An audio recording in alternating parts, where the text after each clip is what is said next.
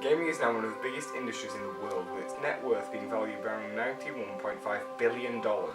Yet some people still believe it's a waste of time.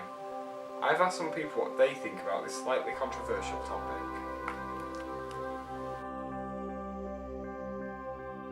Would you consider yourself to be a gamer? Yes. No, but I watch games a lot. Yes. Yes, I would. I play games pretty much every day. Yeah, I would. Yeah. I'm one of the original gamers. I started in the 70s with Pong. It depends what you'd class the definition of a gamer is. I play games, but I'm not completely, it's not a main hobby. So almost everyone has at least some gaming experience. In fact, more than 1.2 billion people are playing games worldwide, and contrary to popular belief, 48% of gamers are female. But is this enormous amount of people being properly represented in the media? Not always. I think it depends on what type of programme you are looking at.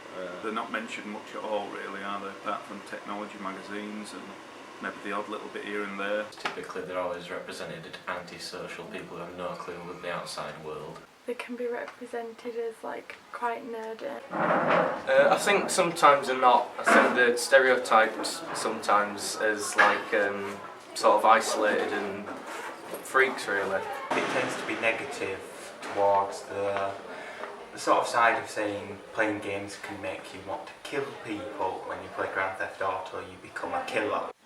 Gamers have become used to being represented as violent or aggressive after events like the Columbine shooting, where both shooters were huge fans of games like Doom and Wolfenstein. Then there's also the case of Devin Moore, who killed 3 police officers just after saying life is a video game. But there's no valid research that supports the idea that video games encourage aggression or violence. There are definitely other stereotypes behind gamers besides violence. I think there are certain stereotypes for gamers that often it's seen as being people who may be a recluse or a certain type of people, mainly male orientated rather than female orientated. They're all antisocial and geeky and nerdy and generally out of shape and stuff. They don't really like going outside, and they tend to be quite nerdy. Stereotype is usually somebody that's overweight, lonely, covered in spots, maybe some kind of weirdo freak, but it's just not true, especially these days when it's more widespread. Well, lots of people assume that gamers are just really lazy, really massive people that just sit at home in a big armchair playing games all day long. Well, some people are, but not everybody. It is in fact proven that different types of games can help the players in different ways. Shooters like Call of Duty improve reaction times and spatial awareness. Role-playing games like Fallout or Skyrim will improve the player's resource management and reading skills, whilst other games encourage perseverance, creativity, or even actual physical activity. The list of benefits is in fact endless. However, the main disadvantage to being a gamer is that people tend to discriminate against gamers. Have you ever experienced any form of discrimination due to being a gamer? I'd say so. At school, when gaming was relatively new, and as a boy you were expected to be into football and things like that, and instead you'd say, no, I like playing games.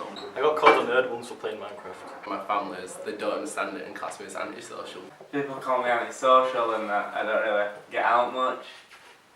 Are people really right to say that gamers are antisocial or don't get out often?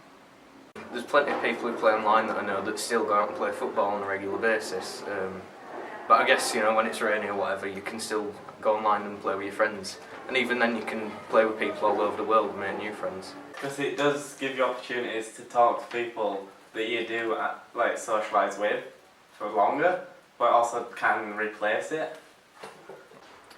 I think it's part of your offline social life, because I think that people do talk about it when they're with their friends and things like that as well.